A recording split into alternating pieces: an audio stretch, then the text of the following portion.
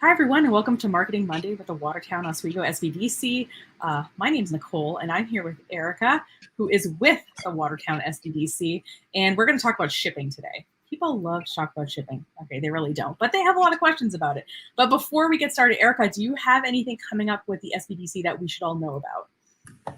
Hey, Nicole, and everybody joining us today. Hope everybody had a great Thanksgiving, first of all. And just a couple of quick updates, reminders. We still have our safety series going on. So we've got another one coming up with Kurt Callahan this Wednesday, and then we'll wrap it up next Wednesday too. These are specific to auto repair and agriculture industries. So if that is relevant to you, then I would definitely check out our Facebook page to see when those are coming up. But they are Wednesdays at noon. And then just getting going for the new year. We do know we don't have a date set yet, but keep checking back if you are interested in doing some New Year tax planning.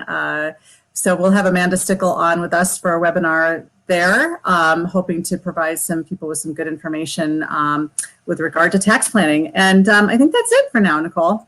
Awesome. Well, who doesn't love thinking about taxes? Right. Well, I mean, Amanda does, and she's great. So just as a reminder to everyone, the format of these is we're live at noon Eastern Standard Time here every Monday. We have a topic that we talk about for about 15 minutes, just general information presenting, and then we answer some Q&A for the remaining time. And if you have any questions or comments, you can leave them publicly as a comment on this video. If you leave a comment on this video, we see it. If your profile is public, or you can also email if you have kind of more information you want to give about your particular question, and we can tackle it in a future episode. So I'm going to just talk a little bit very briefly about shipping. So here's the thing with shipping. A lot of people are nervous about shipping. Are they doing it right and all of that? And I'm here to tell you that I do not know one company I have ever worked with who started shipping a certain way or started their online store and was like, this is how I ship, and that they continued doing that into the years. Like that just isn't how it works. So you need to just be okay with the fact that we're going to start with one way, and then we're going to maybe find a better way to do it over time as we get more experience. Because if there was one solution that worked for everybody, let's just say I'd tell you all and then I'd go lie on a beach somewhere. So there's three kind of main options when you think about shipping.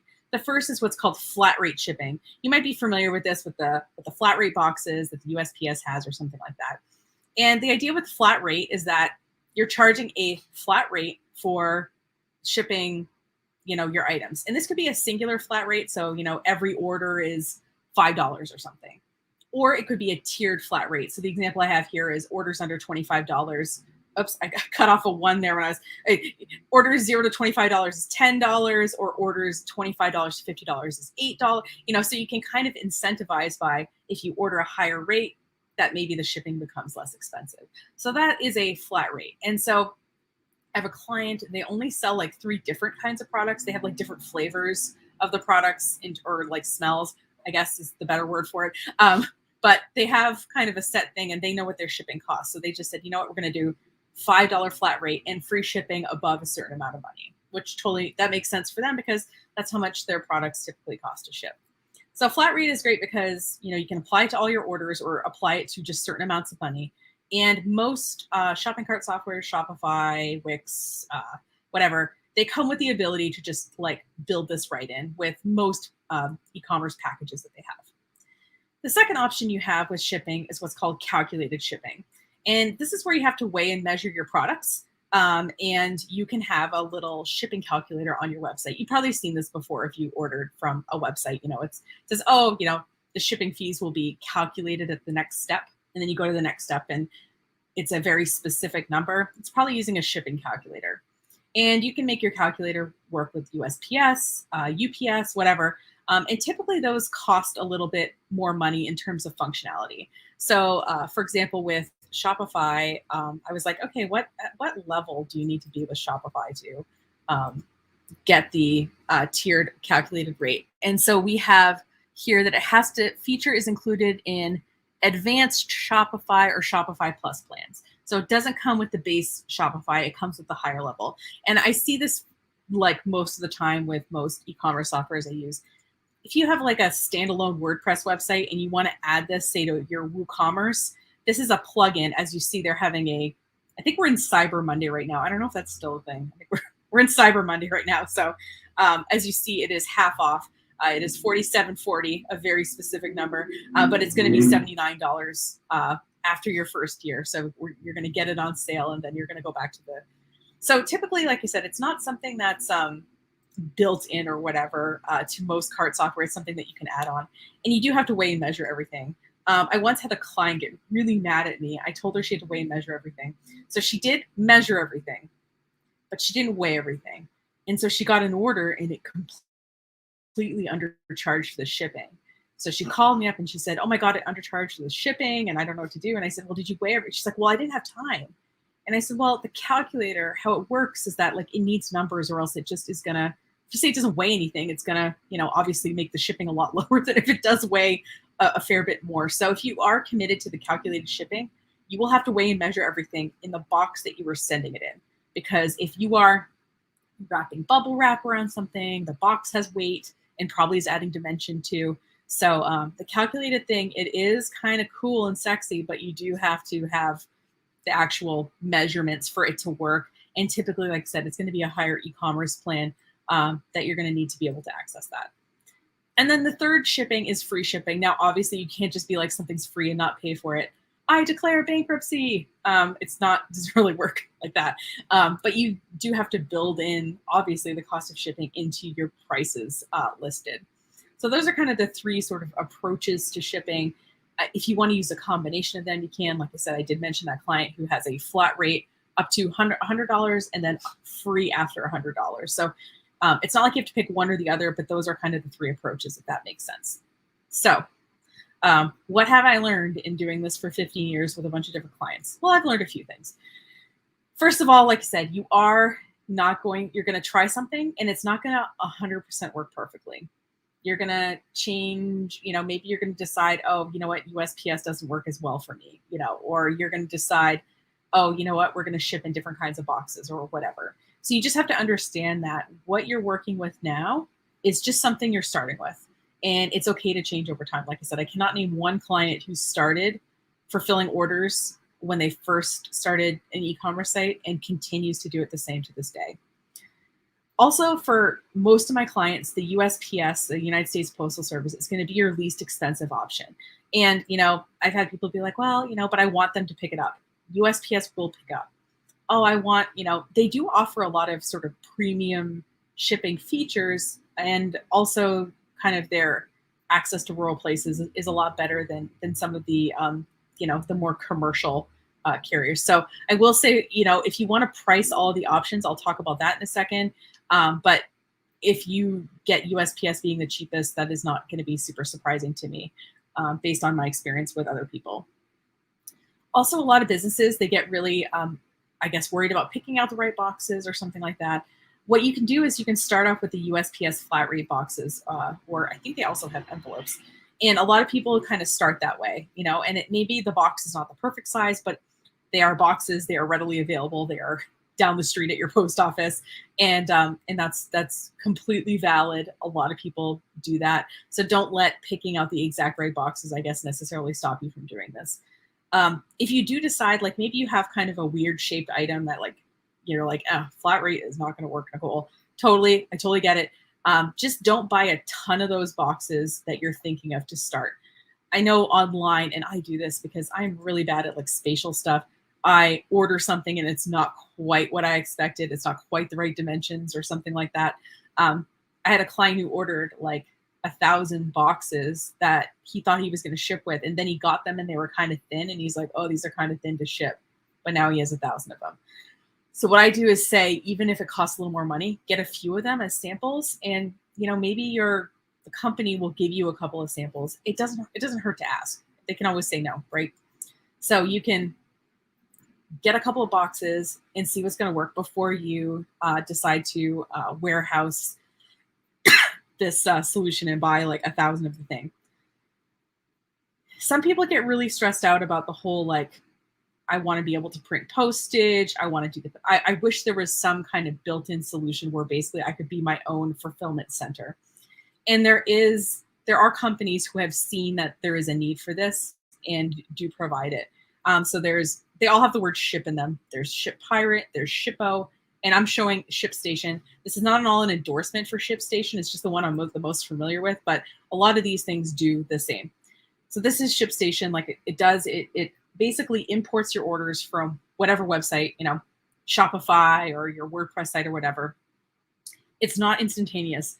I set this up for a client, and he's like, the order didn't come through, and I'm like, you got to give it like 15 minutes. It is not, the data feed is not instantaneous. So you might get an order and then it'll come into ShipStation a little bit later. So just give it a little time. If you're deciding to go this route, I think it checks the feed every 15 minutes or something like that. So what it does is it imports the orders from your e-commerce site, and it allows you to, you can pick different shipping options, see how much they'll cost, print the postage right within it. You can print the label there. You can print a packing slip. You can mark it as completed, all that. So it kind of is this one-stop shop. And, people say, well, how much does this cost? I would say this is pretty representative if you are looking at Shippo or Ship Pirate, especially like if you're saying, oh, I'm considering this other company, maybe they'll give you a little deal. But $9 a month, 50 shipments. And I think that's pretty good. Now, obviously, that doesn't include the postage, right? They're not giving you free postage for that. But because they're a larger buyer of postage than you and I are individually, they can typically get postage a little bit less expensively than you and I can. They're almost like a wholesaler, I guess, for lack of a better word. So it's $9 a month for the service, plus you pay, whatever the postage rate is. So there are services that kind of do that all-in-one stuff. And and if that makes you feel less stressed out about it, you can start at the $9 a month one. And then if you're getting a ton of orders, then you can upgrade your plan. It's not like you're locked in. God bless the internet, because we're not like locked into anything. We can try something and we can upgrade or downgrade as we want.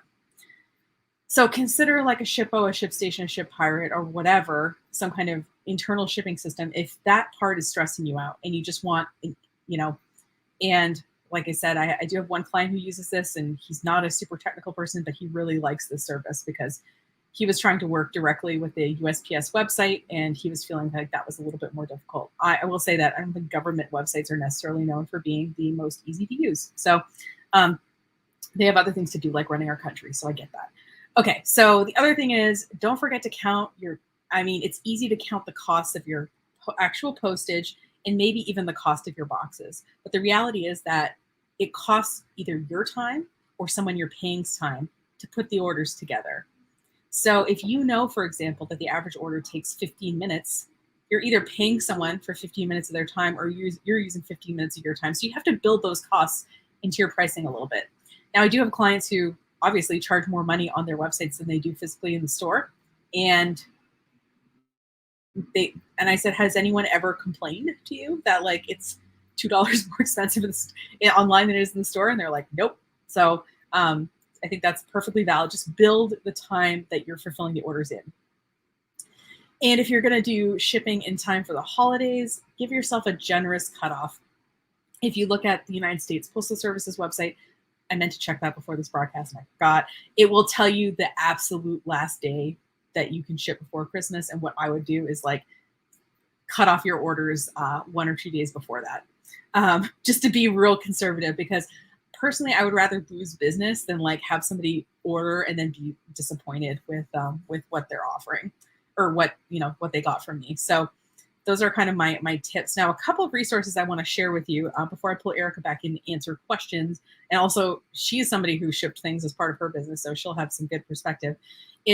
It's kind of nice sometimes to have an idea of how much shipping is going to cost, right? Like, especially if you're considering going the flat rate route or going the free shipping route, you're like, I just kind of want to know about how much it's going to cost so I can build it into my pricing, so I can build it into my flat rate.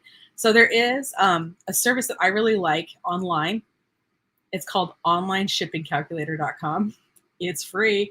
But I will say, and it says it further down on the page, but I'm putting it here so that whoever is watching this sees it. The rates that it's going to give us are online rates for shipping, which means if you physically walk into your post office and do it, the price is going to be different and likely higher than what it tells us, but at least it gives us a ballpark of what we can expect. So let's just do a sample one so that, I don't know, because that seems fun.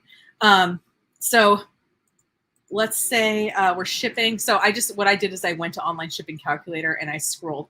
And what it does is it compares the rates across some different carriers, which, rather than going to 3 different websites, you can just kind of go to one, which I don't know what I'm into. So I'm going to do Potsdam, New York. And I'm going to say somewhere really far. Anchorage, Alaska. Pretty far, right? And I'm going to say that my package, just for simplicity, well, I wrote 12. I don't know why I changed it to 9, but 12 by 12. I'm just going to say it's 12 by 12 by 12, all in inches. Why does it keep...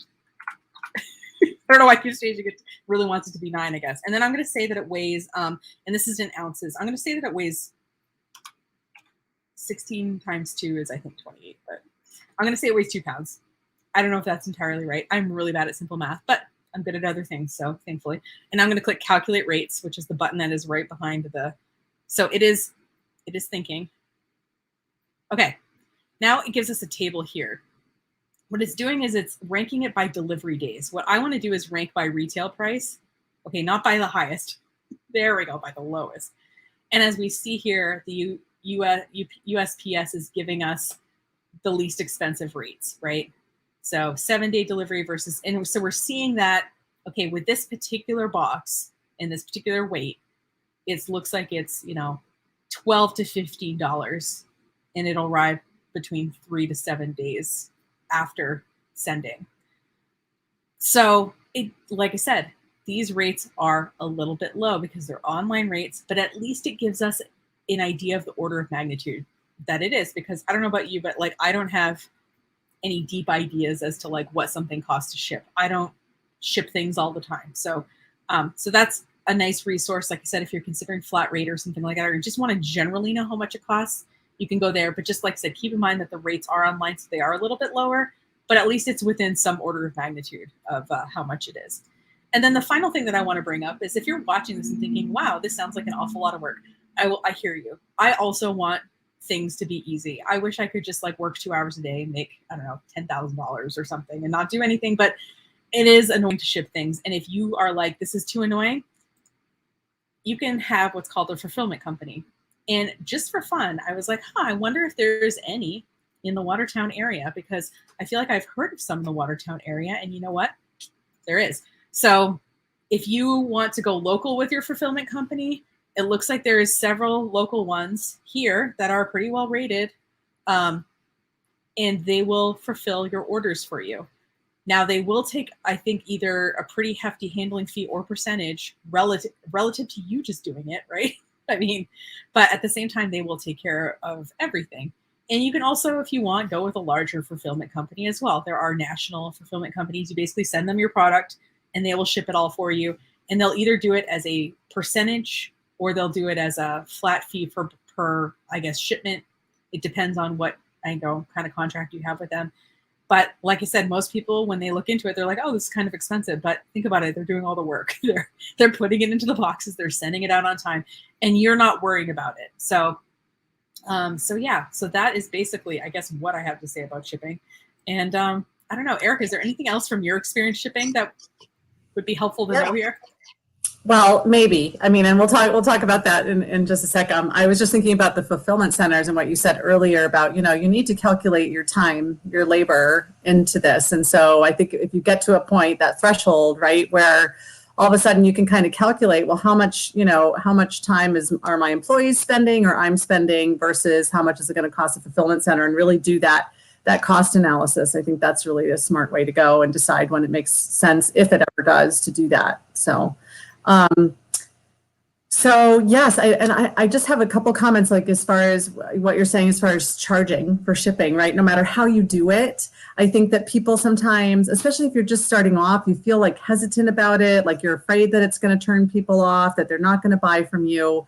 But honestly, I think first of all, you really need to, right? That is a cost that ought to be covered unless they're spending a lot of money with you.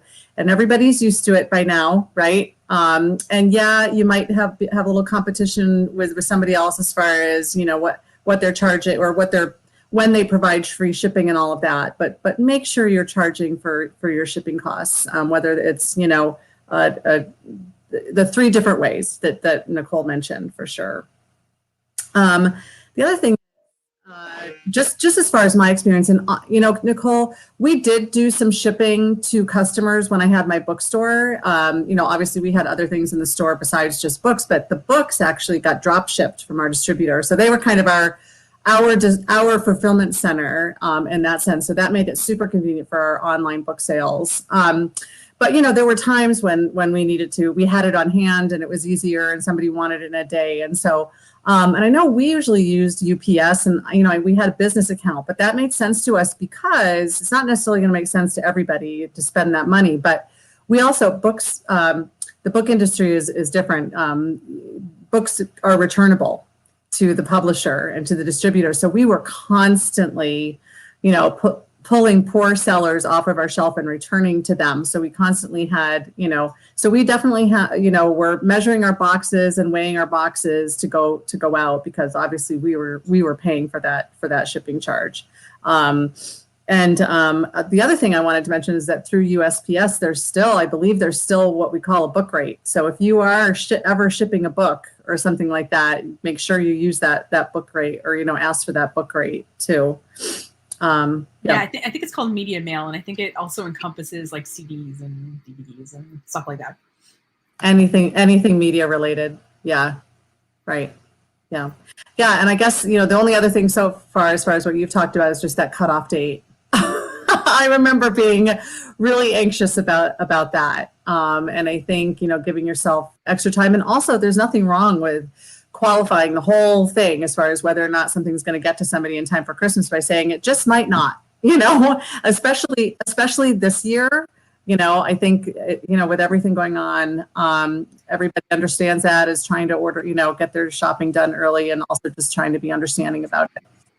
So, yeah. And I would make a giant pop-up of some sort on your site, because this is what happened to me. I got an order once on December 24th at 7 p.m. and they said, "I hope this arrives in time for Christmas." And I was like, and ever since that day, if it's past the shipping date, I make a giant pop-up appear in the middle of my site, and I make it show up for everybody, and that they have to close it. That way, if they order, I can be like, "Oh, did you see the pop-up that showed up on every single screen?"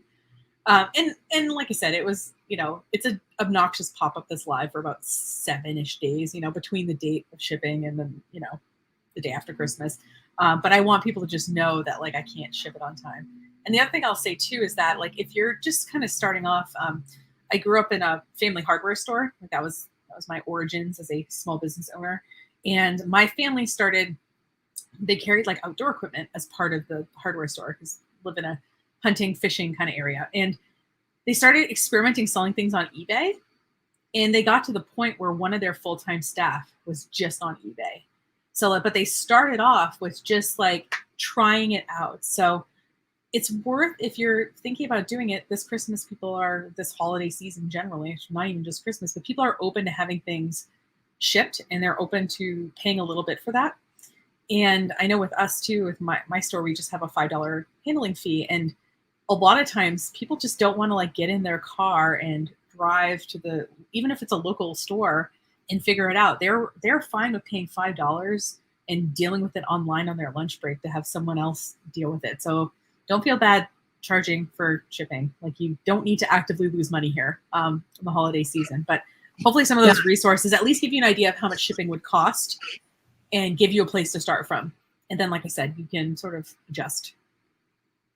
Yeah, I also think it's worth pointing out that, if you are shipping, if you are providing that service, make sure you're letting people know that you do it. Market, if you're in a brick and mortar store, your restaurant, restaurant, maybe not so much, but if you have, swag or gift cards or whatever, and you're willing to ship those, then put a sign out there, or let people know online with social media and on your website and anywhere else that you're, even maybe an email blast saying, "Hey, we're offering free shipping." Whatever your deal is on shipping, make sure people know that you are doing that.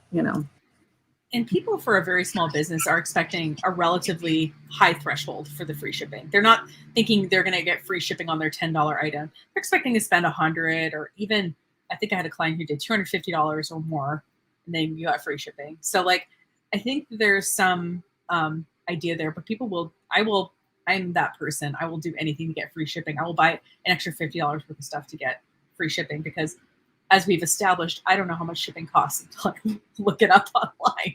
So it seems like the shipping will be a lot. So I will do anything to get it for free, even though I'm actually paying for it. And I think I'm kind of the opposite, like I'm not going to buy something extra, right? Like if I know, if there's just one item and I see, yep, it's going to cost me another $3.99, $5.99 to ship, I'm not going to blink an eye on that when I know somebody really wants it for Christmas or something, or I really want it. That makes a lot more sense to me. Either way, I think that's the thing, is that everybody's different that way. But again, I don't think you can ever, that being worried about charging shipping is you need to do that. Right. So, and I will. Okay. So, are we ready for the question portion of this potentially? Okay. And by the way, just to remind, if you have questions, you can leave a comment on wherever you're watching this video, on YouTube or Facebook, which is where we're streaming right now. And if for some reason Facebook's giving you a hard time, you can go to the link on this is the streaming software we're using, and you can just say, yes, my comments are okay. Because sometimes if your profile is kind of private, we sometimes can't see the comments. So please leave your questions as a comment below the video, and we'll throw them up on the screen. But we have a couple here, which are frequent questions I get about shipping, which is, people get really stressed out about having the exact right equipment to ship something. I don't know, Erica, what did you have in your store for dealing with this? Yeah, I would imagine it's different maybe for everybody, depending on product and that kind of thing. But we never had any special equipment. We did have printers hooked up to our point of sale systems in the bookstore, not in the coffee house, but in the bookstore, for certain things like this, like printing out labels. But it was just a regular laser printer that we used for other things too. So and then because we did have the UPS business account, we did get labels from them, but they didn't cost us any more money. And, they were nice. They weren't an absolute necessity, although if you print it out on regular laser paper, then you're spending money on tape, right? On more tape to get it on the bot. But so we always liked when we had the printing labels on hand. And that's just a simple online request, for supplies kind of thing. If you do it that way, I don't know about USPS, probably not, but I think, Nicole, you were saying earlier, I think USPS has gotten pretty competitive with stuff. So I don't know what they offer. We didn't really use them a lot. So it's worth asking. I don't know what other equipment. I suppose there are label printers out there, but I think it's yeah, you want to have obviously things on hand, readily available, your boxes, your envelopes, your packing tape, a measuring tape, and scale to make sure you get all that filled out so that you are getting accurate shipping rates, right? But nothing particularly special, I don't think, to get yourself set up this way if you're doing it in-house. I know, and I know it's really tempting, like with any new technology, to be like, oh, I need like a new printer, and I need like maybe a special label printer, or I need these like very sophisticated boxes or something. But like I said, you're going to learn a lot just by shipping your first few orders, honestly. So having some kind of printer, you probably have, if you're a business owner, you probably have a printer anyway for printing other stuff. So you can just use that one. I carry packaging tape in my car. Like I always have packaging tape in my car. So if you ever spot me and you need to ship something, I'm ready. Got my packaging tape. Because I always get to the post office and I'm like, oh, I don't have packaging tape. So I've bought it like 6 times. So finally I just leave it in my car. I have one in my office. I have one in my car. Yeah, I think I have one. I don't know. It's just off camera. But and if you can, I would say if you can send something in an envelope, send it in an envelope because it tends to be less expensive. Erica, do you find that that's your experience too? I actually don't. I don't know. I would. The only thing I can say is I imagine it would be. But I don't know that for sure. Yeah. Mm-hmm. Yeah. So it doesn't have to be anything fancy. Like I said, you can get fancier later once you're more comfortable, but just start with some boxes, start with some tape, and you can start with your printer and you can just literally print it off and just tape it on the box. I mean, yeah, you can cut it nice and you can make it so that there's no air bubbles, but and then once you're doing a certain amount of orders, you might be like, okay, I'll buy the label printer now or whatever. You'll have a much better idea of what you need. So don't go out and buy all new stuff, I guess, just because you're trying this new thing.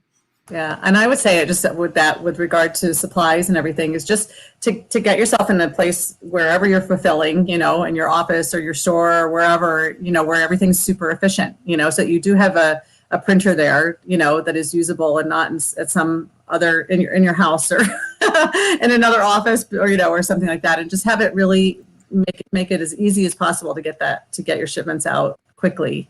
All your equipment there and in a convenient place. Yeah, and the other thing too is like let's say you're a really small business and you only want to ship once a week, all you got to do is just let people know that you ship out on Fridays. Like I had a client and they were like, you know what, we can commit to shipping on Tuesdays and Fridays. And that's what they committed to initially. Now they have enough online orders that they ship every day. But at first, you just have to tell the customers what to expect. And then they can be like, okay, I understand that. You might order on Wednesday, but it's actually going to be shipped out on Friday. They just need to know what's going on. They understand you're a small business, so they're not expecting most people anyway aren't expecting instantaneous. Yeah, I think that's a fantastic idea. Very, very efficient way to do it as long as you're managing those expectations, right? Mm-hmm. For sure. And then the other question I get a lot is where to get boxes and other supplies to ship with. And I don't know if you have any opinions on that, Erica.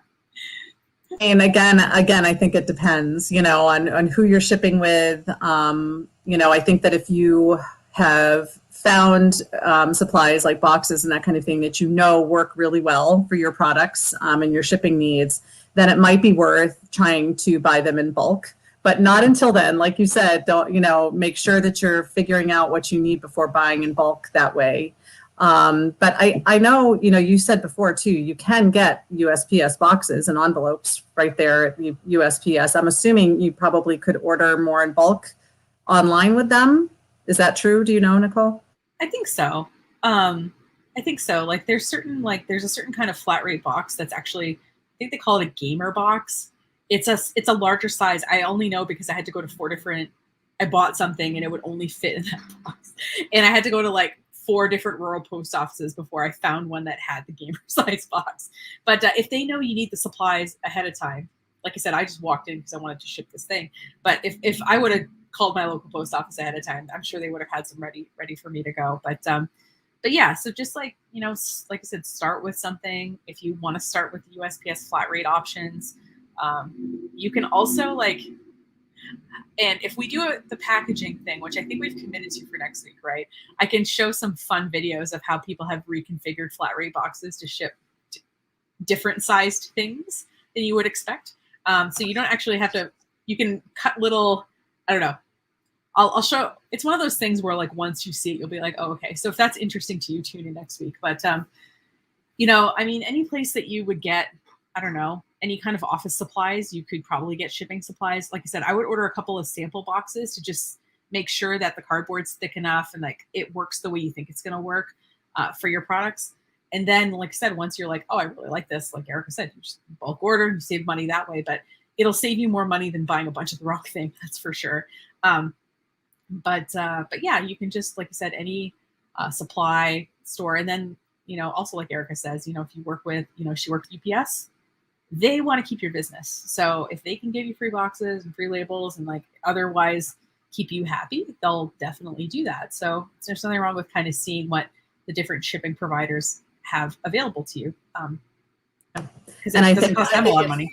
Yeah, I think this is kind of a no-brainer, but you're probably receiving products too, raw products, that kind of thing. Always save those boxes and recycle and use those boxes when you can. I mean, it was super easy for us just because we were getting boxes that were, great packaging boxes for books, and we were reshipping in those. So that was kind of a no-brainer, which it may not be as simple for others, but you never know what a box might come in handy that you don't have to pay for, right? So. And I've also seen people who have I guess it's more of envelope, but they have machines. Again, when you start scaling up, that you can produce your own boxes or you can produce your own packaging. Like you can cut the size of cardboard you want and like make it into a box essentially. I'll see if I can find. There's a video of there's a guy on TikTok I watch. And it's just soothing packaging videos because he does signs. So all the signs are like a custom size, and so he like puts it and then he cuts the box to like the perfect size and he like tapes it. It's kind of ASMR. It's very soothing, but also packaging. So like I said, as you scale up, you can get fancy with stuff like that. But, start with something that feels doable. Like Erica says, make yourself a little station that you ship things from, a little station, ship station. No, a little like area that you ship things from, keep your stuff together. And so it doesn't feel like every time you're you're pulling everything out, figuring it out. But yeah, I don't have any, I guess, deep thoughts about where to get the shipping stuff so much as long as you can get a sample of it without ordering 100 of them. That's good in my book. Yeah, and I think that might pertain a little bit more to like the, however you're gift wrapping or, boxing, which we'll talk about next week too, versus being able to sample like shipping boxes, but you never know. And I think the other message here is just know your options, like do your research as far as, where the options are as far as getting and finding boxes that are, the most cost effective too. And, keep an eye on other things, and also know which suppliers offers free supplies, at times and that kind of thing. So. Yeah, and there's nothing wrong with trying out a couple of different ones. Maybe you're considering UPS and USPS. You can try both. Send something, and you can kind of see what feedback your customers get. Maybe you get reviews and say, "Oh, I got this way sooner than I thought," or "Oh, it showed up and it looked like the box had been run over by a truck." Like, this is, good feedback for you to have. And like I said, don't worry about getting fancy right off. You mostly just want something that's, the minimum viable product, right? And like I said, a lot of these, USPS, UPS, and FedEx have websites that you can register for as your business. You can log in and you can get shipping labels printed and priced right in there. And like I said, if you kind of want something that dumps it all together, you can use a fulfillment service like a ShipStation or something like that. And most of them, the ShipStation, I think, has a 2-week free trial too, just to throw that out there. So you can see if you liked it before you committed. Yeah, that's a great thing now that wasn't around much when I was shipping, and I think it can potentially make a lot of sense to do it that way, and then also that being able to compare prices and really to do your homework on that, and then I think things start to make sense, as the more you do it. That's what you were saying, as far as you're going to figure out the right way to do this, but it's going to take that trial and error, and then you sort of get that feel for it, and it's not nearly as scary as it is at first. And it is, of course, like it's I think shipping is intimidating at first, but you gotta kind of dive in and try something first, like you said. Yeah, we all have those tasks that we just dread, and we think, oh, that's going to take so long. And then you do it and you're like, oh, that wasn't so bad. I feel like shipping is one of those. You don't want to undercharge for the shipping. What you can always do is start high. So like, let's say, the online shipping calculator example I used, it said it was between $11 and $15. Well, maybe I want to put the pricing of shipping that item to $17 or something, just enough that it's got a little extra padding on it. Maybe that would cover the cost of the box and the tape and a little bit of somebody's time. And just start with that. And if you find that people are putting stuff in the cart and then abandoning the cart when they get to the shipping, well, that might tell you something too. That might say, okay, well, maybe it is the shipping that's getting to them. Maybe I should offer free shipping above a certain level. Maybe I should offer local pickup for local people who don't want to pay for shipping, whatever. But until you put it out there and get some information, it's all speculation. Yeah. And I would also say then too, is kind of shop around and see how other people are doing it. Or, especially if that they do well, with online orders and that kind of thing. If you have any of that intel, and just kind of figure out how they're doing it, whether it's flat rate or calculated, and what they're charging if you can figure that out. So. Mm-hmm. Awesome. Well, do you have anything else information-wise, Erica, about shipping before we head out? I don't think I do, unless we have any other questions. Nope. Oh, It's been pretty. Liz had a question or had a comment, which is totally brilliant. Liz, our director of the SBDC, she said, make sure you have a couple of Sharpies on hand too. It's true, because even if you're printing your labels, you can, if you're reusing a box and it has tracking on it, you can at least like block out the old tracking, you know, instead of ripping it off, or, you know, you can kind of clarify some of this stuff, or even if you're printing the address on the physical box too. Yeah. I think I do have also Sharpies in my car too. No, I do. I have thank you notes, I have Sharpies, and I have packaging tape. I'm ready. Yeah, no, I totally agree with the Sharpie thing, especially if you're reusing boxes, because we always were doing that. And so, yeah, that we never had enough of them around for sure. Awesome. Yeah. All right. Well, thanks everyone so much for watching. This is all about shipping. So if you have a friend who's considering doing the online store thing, or they've already turned it on and they're a little nervous about shipping, I hope that you send them this broadcast. You can share the link wherever you're watching this below, or tag them in the comments. And we'll talk a little bit next week about fun ways that you can package stuff. So this is kind of part 1 of a 2-part series. And again, we're Marketing Monday of the Watertown SBDC, live every Monday at noon Eastern Standard Time. So we hope you join us next week. Thanks, Erica. Thank you so much, Nicole. Appreciate all your great information. All right. Have a great week, everyone. We'll see you next week. Take care.